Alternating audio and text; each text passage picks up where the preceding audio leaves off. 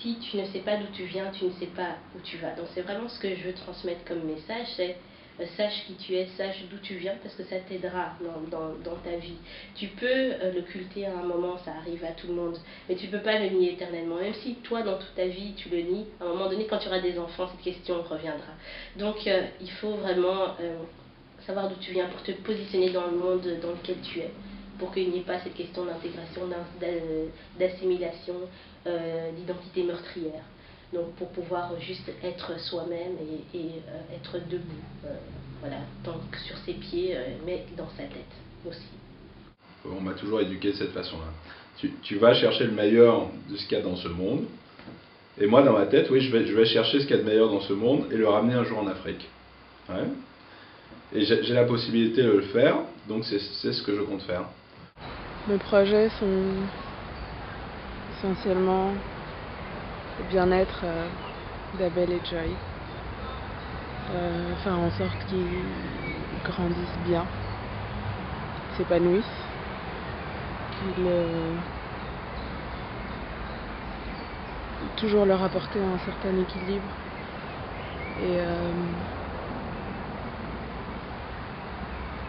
et après je penserai à mes projets.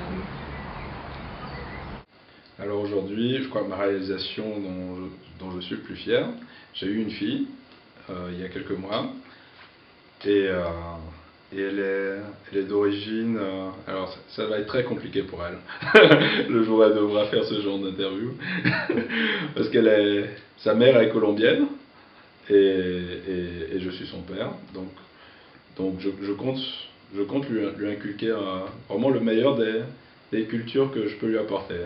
Donc du côté belge, mon père est flamand, et flamand, enfin, donc c'est moitié hollandais, moitié belge. Donc pour moi ça va être très sympa d'essayer de lui inculquer des valeurs flamandes, mais aussi béninoises. Bon, pour le moment, j'ai déjà réussi sur 2 fronts, puisqu'elle a déjà la nationalité béninoise, elle est aussi belge, et elle est aussi colombienne. Donc sur ce front-là, ça ira. Mais au niveau des valeurs, de lui faire aimer l'Afrique, ça va être très important. Alors pour moi, l'Afrique, c'est vraiment le continent de l'avenir. On parle beaucoup de la Chine et tout ça, mais derrière, il y a l'Afrique qui est en train de placer ses cartes. Et ils vont le faire justement à la chinoise, en jouant calmement et tout ça. Pas de précipitation, pas de manière ostentatoire, mais ça arrivera. Parce qu'il y a tout. Il y a tout. Il y a ce qu'il faut, il y a les ressources naturelles, il y a les ressources humaines, il y a la richesse, il y a les gens qui ont le potentiel, qui ont les connaissances et tout ça. Ce sera peut-être à très long terme, mais par rapport à ce que je vois maintenant, je me dis non, c'est parti pour quelque chose de vraiment bien. Et il faut continuer dans cette voie-là. Comment ?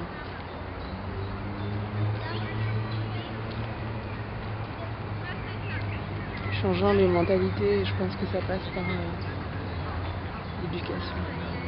Et ce que je vais inculquer à ma fille, justement, c'est le goût du voyage, le goût de prendre des risques, le goût de changer,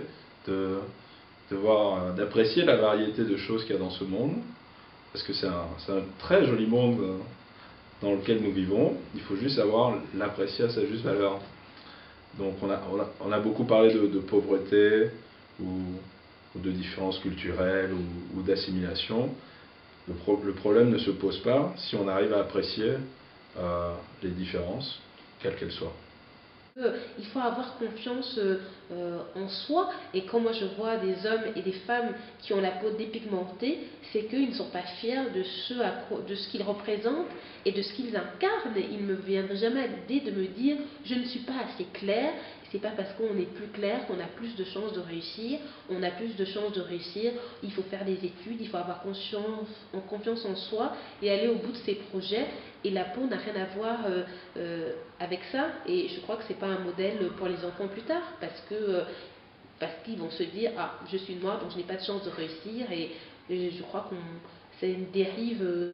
Mais il faut faire attention justement vers quelle voie elle part, quoi. Il ne faut pas rester attaché à l'idée qu'il n'y a qu'une seule voie et que l'Afrique doit devenir un autre Occident. L'Afrique ne doit pas devenir une autre Europe. Et il faut au contraire être capable de dire ben non, il n'y a pas qu'un chemin, mais on peut dévier de ça et aller vers notre propre réalisation. Je fais les choses auxquelles je crois et surtout, si je dois m'allier avec des gens pour faire ça, je fais les choses avec les gens en qui j'ai confiance. Parce que je crois que pour que des projets réussissent, on ne peut pas tout faire seul, mais je pense qu'il faut s'allier avec les bonnes personnes. Et c'est pas forcément les amis, hein, parce que souvent c'est pas parce qu'on est amis qu'on va forcément réussir avec quelqu'un, mais j'essaye de faire des choix judicieux pour que les projets que je mène se réalisent. J'ai tendance à être très dur avec les gens ou avec les personnes, parce que je suis très dur avec moi-même. Donc, quand je dis par exemple les peuples méritent les leaders qu'on a, je le pense vraiment.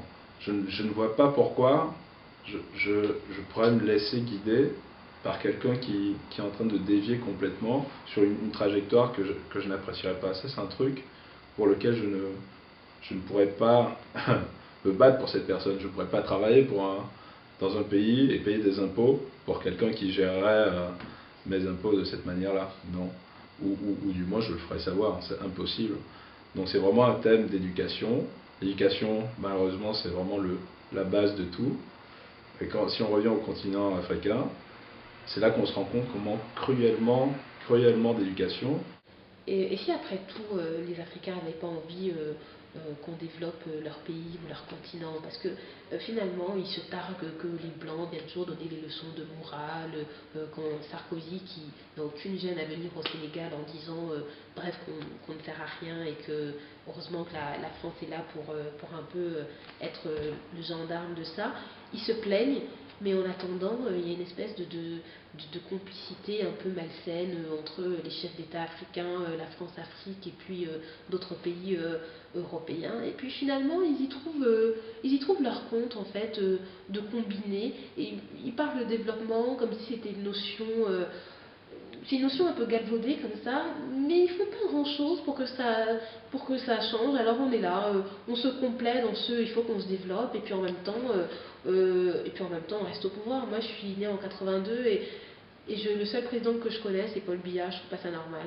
Je trouve pas normal que l'Afrique, tous les pays africains soient assimilés à des gérontocraties, des gens de 75 et 80 ans qui s'accrochent au pouvoir comme on s'accroche au basque de sa maman et qui ne veulent pas quitter et qui restent là. Une citation que j'aime beaucoup et